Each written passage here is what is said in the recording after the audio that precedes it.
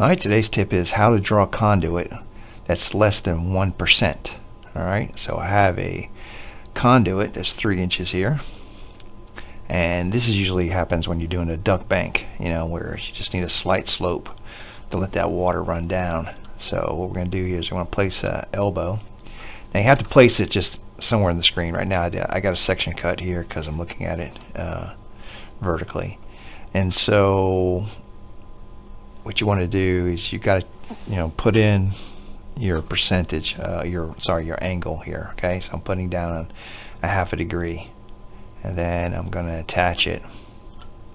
Okay, now the thing is that it's laying flat and you want it to be vertical, so what you're going to have to do is you're going to have to rotate it, use the rotate.